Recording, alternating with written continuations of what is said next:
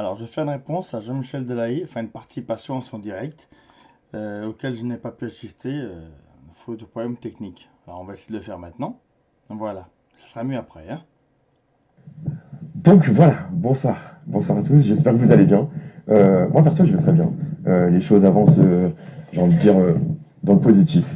Il y a plein de choses qui sont en train de se faire hein, sur notre territoire, mais aussi sur la scène mondiale. Donc j'espère que vous prêtez attention justement aux publications qui sont mises sur le groupe Jean-Mi. Donc c'est bien parce que finalement ça faisait un peu restreint et même si tout le monde travaille avec son cœur et son bénévolat, ça a prouvé que justement la page fonctionnait très très bien. Et puis on s'est dit pourquoi pas agrandir la chose parce que comme je vous l'avais dit, moi je voulais pas créer de groupe ni rien. Mais on est resté simple. Jean-Michel, Belé, le groupe, et puis là tout le monde. Tout le monde peut venir discuter, tout le monde peut venir poster sur des sujets très importants comme la franc-maçonnerie, comme la pédophilie, la pédocriminalité, les problèmes reliés à l'ASE, les problèmes reliés à cause de la 5G, les Linky. On peut continuer longtemps comme ça, hein, la loi Blanquer. Et puis toute cette république à bannir en vérité, hein, c'est ça le truc. Hein. Et donc ça prend tout son sens, ce groupe prend tout son sens. Donc bonsoir à tous, j'espère que vous allez bien. Bonjour de la Normandie. Désobéissance civile, autonomie totale. Brigitte, oh comme j'aimerais pouvoir le faire. Ouais, oui, tout le monde, tout le monde. Alors justement, c'est ce qu'on vous dit, c'est ce qu'on vous dit. Alors quand on était jeune, on nous disait, allez à la ville. Allez à la ville, il y a du travail, il y a tout ce qu'il faut pour vous. Et au final, on se rend compte que, avec le temps passé, qu'est-ce que c'est beau la campagne. Qu'est-ce que c'est bien de se retrouver à la campagne et de pouvoir justement faire son potager. Qu'est-ce que c'est beau de se retrouver à la campagne et de pouvoir le matin aller promener avec ses enfants, promener son chien. Effectivement, à ce niveau-là, je pense qu'il a parfaitement raison, parce qu'en réalité, il faut savoir que l'installation du nouvel ordre mondial va passer par ce qu'on appelle l'agenda 21, ou la COP 21, l'agenda 21, voilà. Dans cet agenda, il est prévu en réalité de, si vous voulez, sous un habillage environnant, il est prévu la confiscation, enfin, il est prévu la tentative de confisquer finalement tout le vivant, c'est-à-dire toute la nourriture qu'on peut trouver dans le magasin, tous les animaux, toutes les fleurs, tous les végétaux. Ça, c'est une des premiers aspects. Il est prévu aussi de confisquer tout ce qui est moyen de communication, donc les ordinateurs, euh, tout ce qui concerne justement tout ce qui est technologique. Il est prévu aussi de confisquer aussi tous les moyens de transport, donc les voitures, les bateaux, les avions, tous les trains, les machins. Il est prévu de confisquer en fin de compte tout ce qui nous permet finalement de nous exprimer, c'est-à-dire même tous les moyens de communication, tous les matériels qui permettent de construire et de bricoler, ça aussi, hein, c'est voilà, hein, pour en d'autres termes, l'habillage, ce qu'on nous vend, c'est pour permettre à la nature de se reformer euh, sur la totalité, on va dire, de la planète. Et il y aura juste comment dirais-je, quelques zones où là, l'être humain sera parqué, entre guillemets, comme des animaux, hein, on va dire, entre guillemets, comme ça.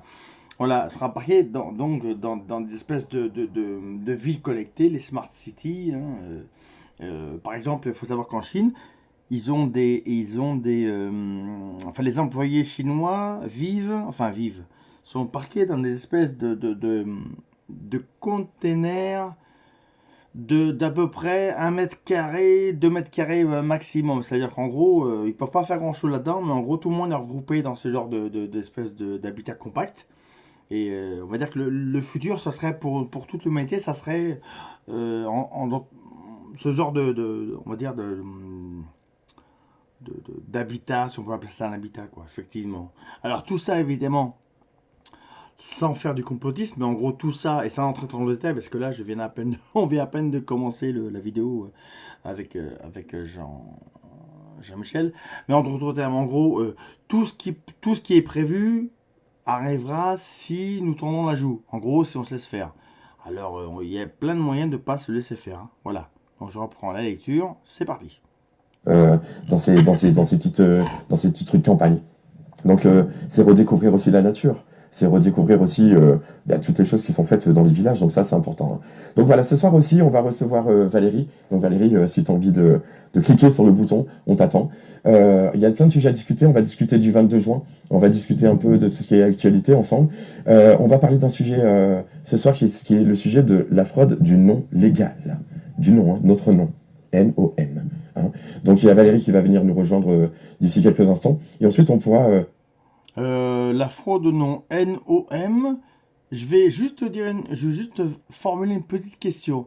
Et si la fraude au nom NOM, est-ce que ce serait pas l'acronyme de Nouvel Ordre Mondial? New World Order en anglais. Voilà, c'est une petite question comme ça par hasard. justement faire intervenir des personnes avec nous, et puis avoir votre sentiment.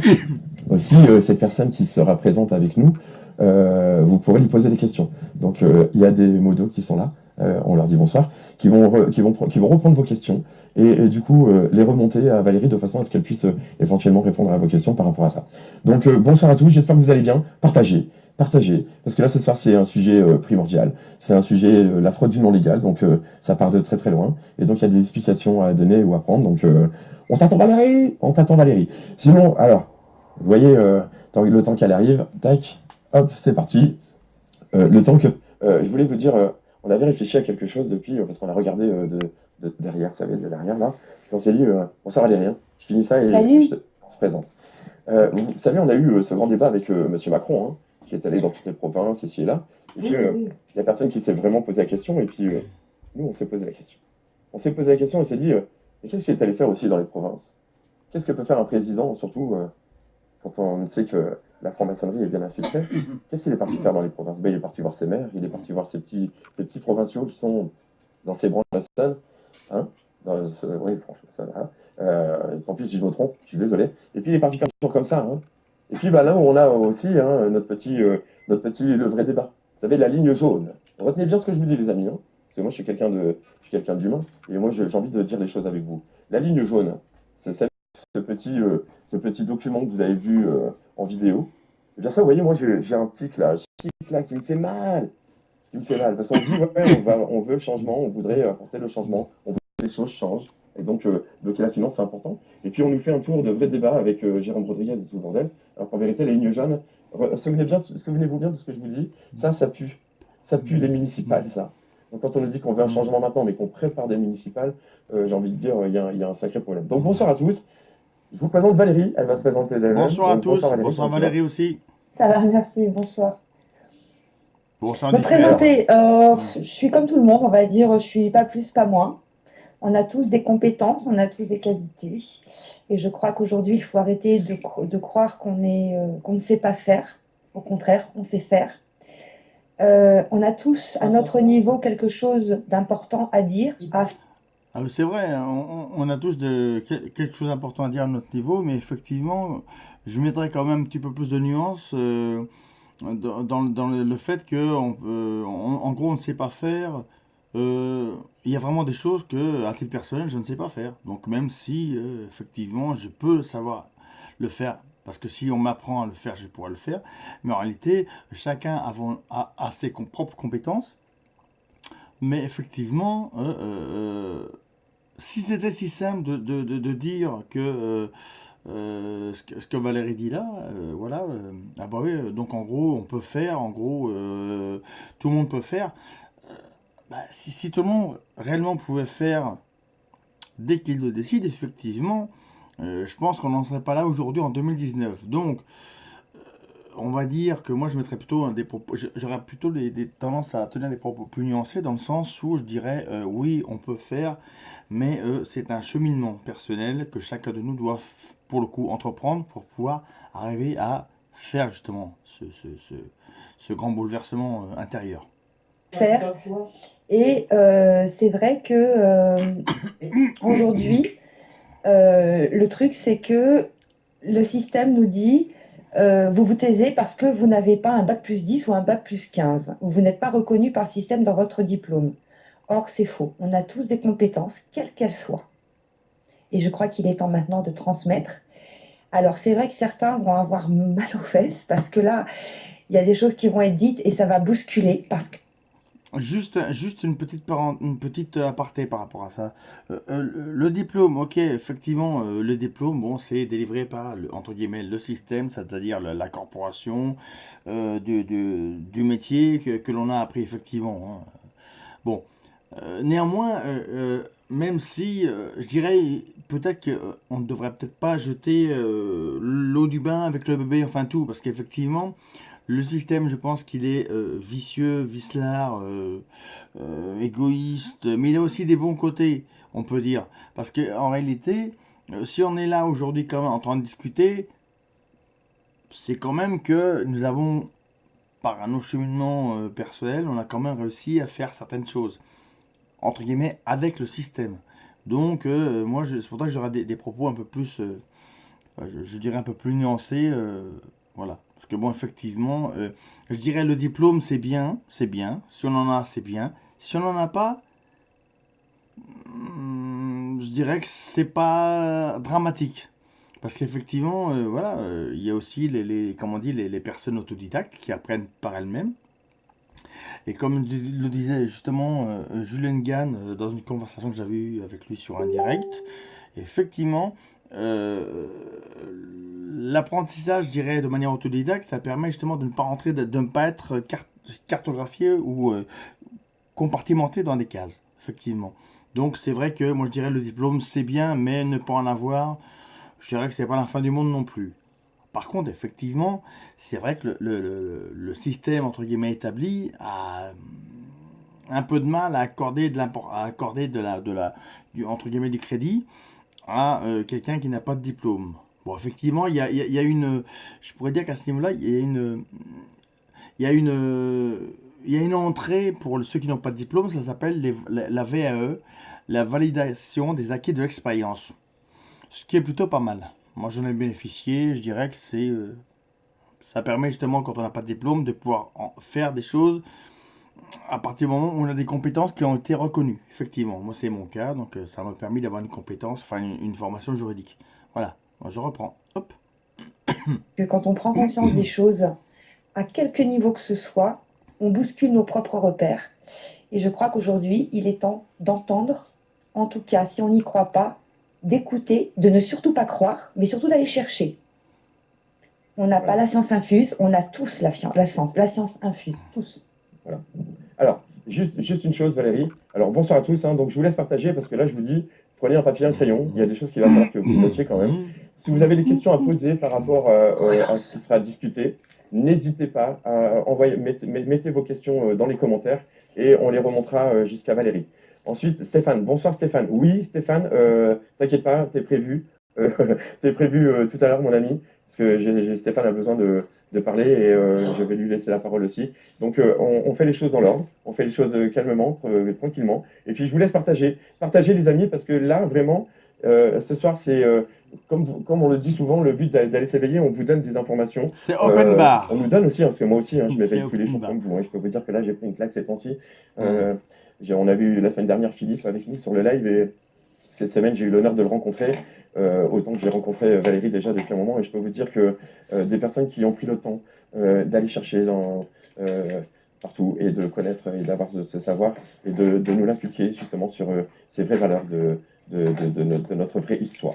Donc tout ça viendra au fil du temps, mais je peux vous dire que ce soir, voilà. Donc prenez, n'oubliez pas, papier et crayon, ça vous permettra justement de pouvoir justement poser vos questions et les remonter. Et ensuite, je vous parlerai du coup du groupe parce qu'on a essayé de démarrer 2 fois le live sur le groupe, ça a capoté, donc il y a peut-être un petit souci, donc la prochaine fois on démarrera le live de là-bas. Donc bonsoir à toi Stéphane, t'inquiète pas, hein, tout à l'heure on t'oublie pas, tu passes après, et puis pour tous les autres n'hésitez pas, vous passerez aussi, donc le but c'est de pouvoir communiquer. Voilà Valérie, donc je te laisse engager le sujet. Alors d'abord, avant de commencer, je vais remercier tous les gens que j'ai rencontrés, que ce soit sur des Discord, que ce soit sur comment ça s'appelle, tous ceux que j'ai entendus parce que je n'avais pas compris cette fraude au nom légal. Pourtant, j'ai une formation qui était mieux dans le système. Et quand on commence à comprendre les choses, à entendre, on se dit, mais qu'est-ce qu'ils sont en train de me raconter, les fumeurs de pétards? Bien. Voilà, donc écoutez bien les amis. Alors le problème, c'est que si je vous dis Alors attention, ça va grincer des dents.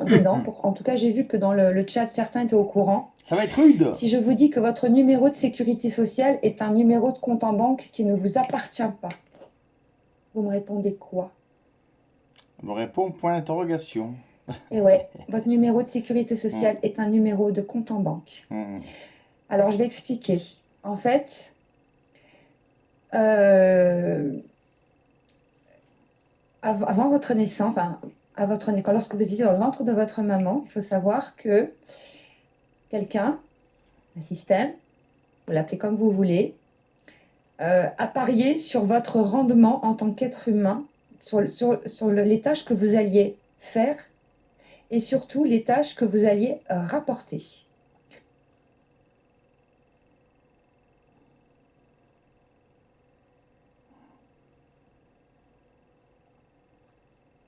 Donc c'est une sorte de pari sur votre vie. Qui c'est qui sait? Bah, ça fait partie du système. Donc là, après, je vous laisse chercher. Ce sont des heures et des heures de travail. Je vous invite d'ailleurs à aller voir les carnets de Jérémia parce que c'est grâce à lui que j'ai trouvé, enfin, que j'ai découvert ça réellement. Également Manon, qui sont sur YouTube. Hein. Manon, M-A-H-N-O-N, qui sont un peu les précurseurs de tout ça. En tout cas, qui ont été cherchés, qui ont poussé les choses très loin. Et j'avoue que oui, les lois maritimes, Jérôme, tout à fait. Mais ça, on va rentrer dedans. Voilà.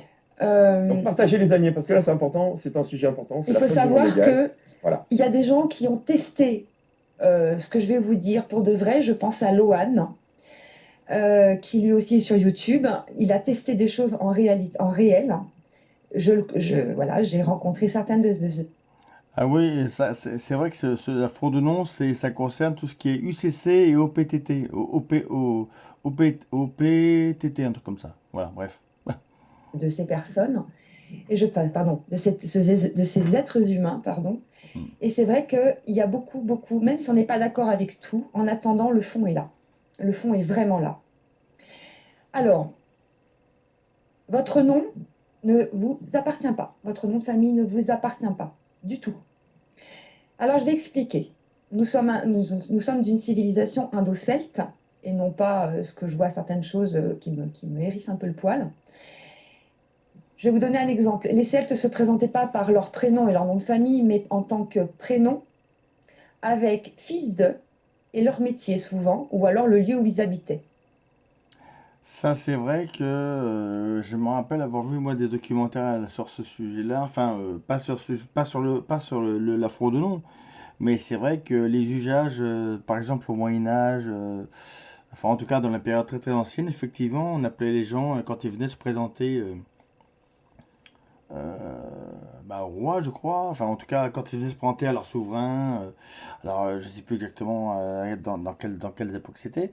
Mais effectivement, il y avait voilà, c'était. Il y avait voilà, le prénom, voilà, fils de, avec. Il est charpentier, ou alors il était charpentier du roi, ou truc muche. Enfin, c'était vraiment une manière de, je dirais, de. C'était un petit peu, je dirais aujourd'hui, je dirais qu'avec le recul, c'est un peu, ouais, ça serait un petit peu une sorte, ça serait l'ancêtre de la carte d'identité, enfin voilà, comme on la connaît aujourd'hui, quoi. C'est-à-dire que on était appelé ouais, par les prénoms, fils de telle personne et de telle profession, telle corporation. Et à ce sujet, euh, je vous invite vraiment à trouver un livre qui s'appelle Les technocrates et la synarchie de Henry Coston. Et dedans, euh, je dirais que dans ce livre, vous allez comprendre, euh, on, on va comprendre, si vous voulez, la mascarade que l'on subit là depuis plus de 60 ans. C'est-à-dire que en réalité, toutes ces élites se sont arrangées en gros pour inverser, enfin voilà, pour nous donner à nous le sens de certains mots, par exemple comme démocratie, peuple, enfin, ça c'est pour deux exemples, mais il y en a tellement d'autres. Et en réalité, eux, quand ils parlent de démocratie et de peuple, ce sont eux le peuple, et ce sont eux la démocratie.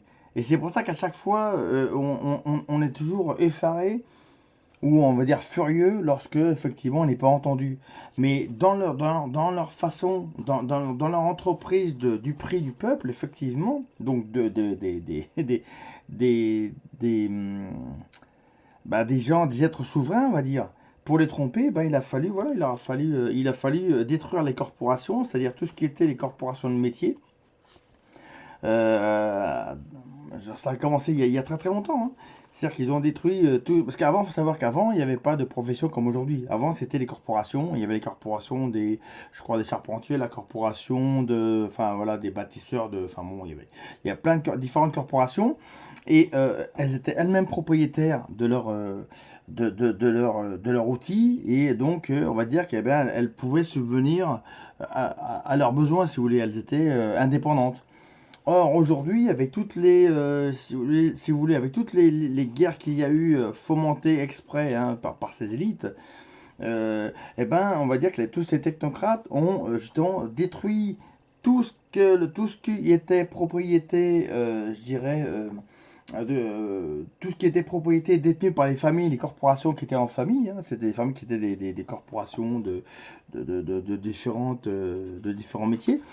Et donc, effectivement, ils ont détruit tout ça pour faire aujourd'hui des professions, hein, mais c'est à tous les niveaux, hein, jusqu'à l'enseignement, parce que même l'enseignement, c'était pas, à cette époque-là, c'était pas du tout comme ça.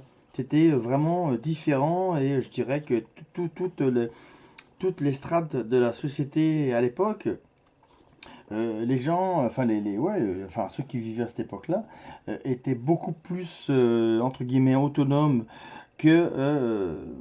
qu'aujourd'hui, effectivement. Voilà. Notre nom de famille ne nous appartient pas. Alors, nous sommes, on va dire, en 536 ou 526, je suis très mauvaise avec les dates. Le Code Justinien, je vais vous inviter à aller voir ce qu'est le Code Justinien. Et le Code Justinien, c'est une fraude. C'est une fraude au nom. Alors, le monde a été divisé en trois. Je vais expliquer, trois royaumes. Le premier, toutes les terres appartenaient au royaume d'Espagne, qui est devenu Washington DC. C'est vrai que pour bien saisir la tromperie que Valérie est en train d'expliquer, il faut vraiment essayer de trouver des cartes anciennes. Et vous allez voir que sur les cartes anciennes, effectivement, certains pays à l'époque se sont transformés pour devenir d'autres structures aujourd'hui, effectivement. Et c'est vrai que les cartes anciennes, on peut en trouver, vous pouvez les chercher par exemple, enfin il y a des documentaires très intéressants là-dessus, sur les cartes anciennes, mais aussi on peut les trouver à la Bibliothèque nationale de France, entre autres, hein, voilà. Tout l'air, d'accord, les éléments de base, hein, l'air appartient au Vatican, mais l'air, ça représente également les âmes. Et ensuite, la mer, tout ce qui est maritime, appartient à l'Angleterre, à la City, pardon, exactement, c'est plutôt la City.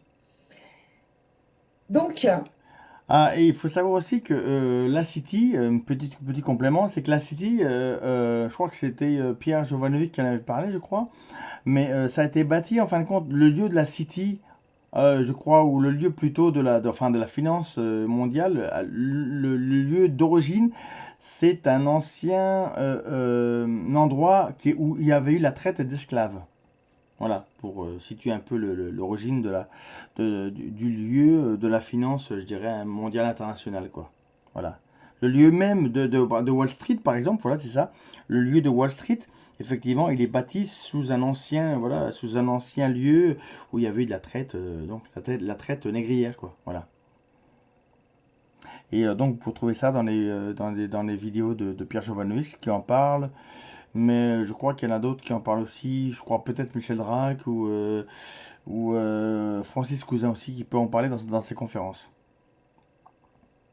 le Code Justinien nous a reliés au droit maritime, donc la loi maritime, tout à fait, Jérôme, donc je vais reprendre ce que tu as dit, c'est vrai.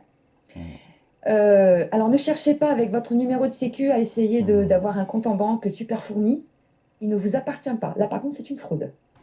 C'est pas vous qui avez parié, c'est quelqu'un d'autre, ou un système.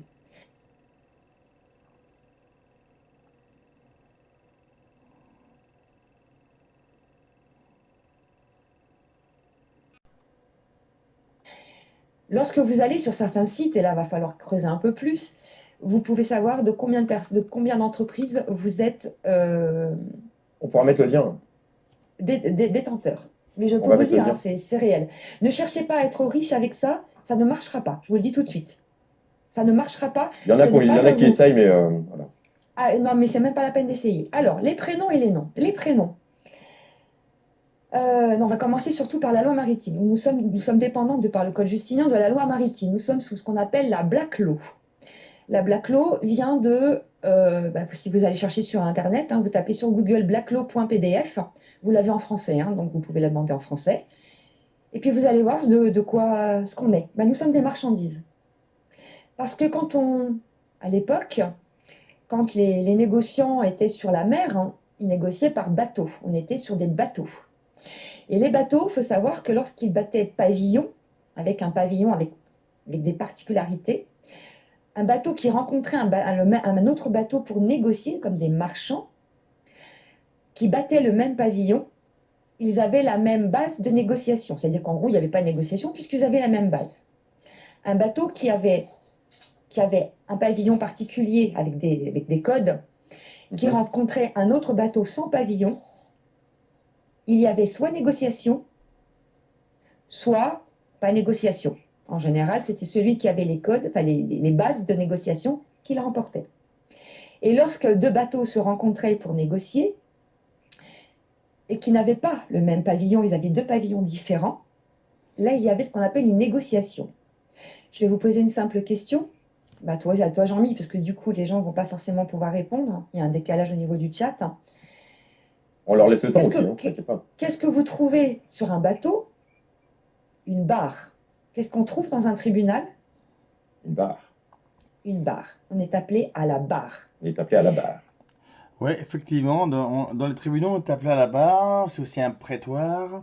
Et c'est effectivement, vous regardez un petit peu, tout est en bois, comme sur les bateaux anciens. Et on a une sorte de. On a l'impression d'ailleurs de retrouver un peu, on dirait, l'avant ou l'avant d'un bateau. Ouais, il y a la barre justement, où avant on pouvait guider, vous savez, les espèces de grandes roues là, pour pouvoir tourner le bateau là. Enfin, voilà. Et donc effectivement, c'est très très très troublant, mais effectivement, ce que dit Valérie, c'est effectivement vrai. C'est-à-dire que dans les tribunaux, on est appelé on dit qu'en droit, on dit qu'on est appelé à la barre. Les avocats plaident dans les prétoires, hein, et ils ont des robes noires. Bon, jeu de mots, non, effectivement, mais par contre, il y a beaucoup de coïncidences, effectivement. C'est toute une espèce je dirais que c'est toute une espèce de protocole, euh, il y a toute une espèce dans un tribunal, il y a toute une espèce de cérémonie, de protocole. Si vous regardez, si vous allez assister à des audiences, il y a tout un rituel. Il y a les magistrats qui arrivent, tout le monde se lève, les magistrats s'assoient, enfin les magistrats, ouais, les juges s'assoient. Et après, bon, ils vous disent après il y a le greffier qui vous dit que vous pouvez vous asseoir, donc tout le monde s'assoit. Et après, donc, il y a les avocats qui sont appelés chacun à leur tour à la barre justement pour défendre leur dossier. Et après, donc, et passent en dernier les simples citoyens qui n'ont pas d'avocat. Mais effectivement, c'est tout un rituel, hein. Faut savoir que dans les cours d'assises, c'est plutôt les robes ne sont pas noires, elles sont plutôt rouges. Hein, un petit peu, ça fait penser un peu à ce qui était dans l'Ancien Régime il y a un petit peu longtemps. Et quand vous regardez ça, vous verrez même que les juges ont des espèces de perruques blanches. Ça, c'est dans les cours d'assises et dans les tribunaux correctionnels. Bon, c'est vrai que dans les tribunaux inférieurs, effectivement, là, c'est les robes noires. Bon, c'est moins entre guillemets kitsch, voilà. Mais bon, bref. Sur quoi Écoutez bien, les amis. trône, Partagez. sur quoi trône, par exemple, un, un procureur général ou un juge? Un promontoire. Quand une marchandise est déposée dans un port, elle passe par les dockers, les docteurs. Quand une femme accouche, elle passe par un docteur parce que c'est lui qui dit si l'enfant est viable. Donc, on est extrêmement relié à cette loi maritime. Donc, nous sommes des marchandises. Nous, les femmes, en anglais, en Angleterre, on appelle ça a delivery room, une chambre de délivrance, une salle de délivrance. Qu'est-ce qu'une salle de délivrance? C'est pas délivrer dans le sens je suis délivré de quelque chose. Non, délivrer comme une marchandise. Ça, Jérémia et toute son équipe et tous ceux qui ont travaillé dessus me l'ont bien fait comprendre et c'était impressionnant quand j'ai entendu ça la première fois.